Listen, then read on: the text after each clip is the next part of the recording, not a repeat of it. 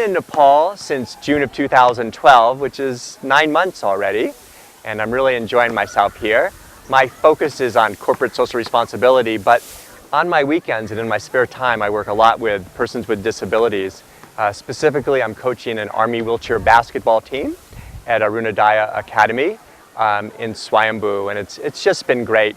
I'm also working on just promoting more awareness about persons with disability and the possibilities, the fact that they can work in any field as long as they're given an opportunity. And people with disability deserve a full life, just like anyone else. So that's what I'm trying to do.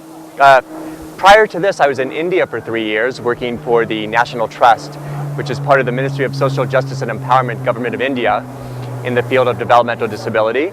And while I was there, I worked on some wheelchair basketball project with a group of Americans from Wheelchair Athletes Worldwide. And they ended up coming to Delhi, and we also went to Andhra Pradesh. In November 2011, Wheelchair Athletes Worldwide donated 12 sports wheelchairs to 2 NGOs.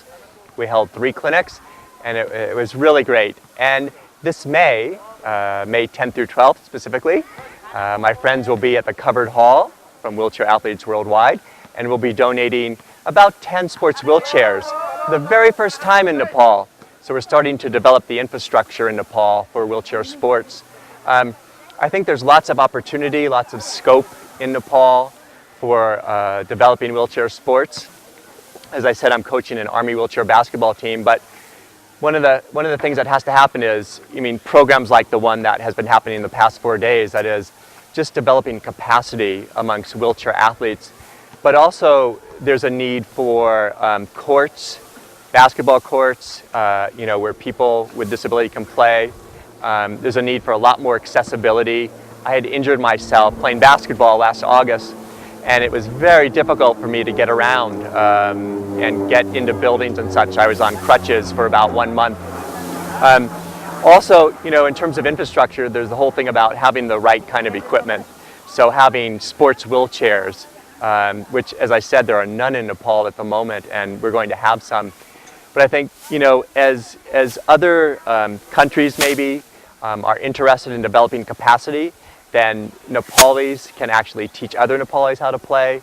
We'll get the right equipment, we'll get courts, and we'll keep developing sports for persons with disabilities here.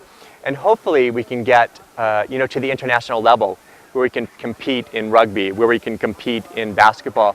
It's a long-term kind of process, but the Danish sports organization working with people with disability is very committed, which is really fantastic. So I think there is a bright future, but we have to be really persistent. We have to be very consistent in terms of building capacity of people and then teaching other people. And hopefully in the longer term, this will really help persons with disability to be much more accepted throughout Nepali society, and we can create much more inclusion in Nepal.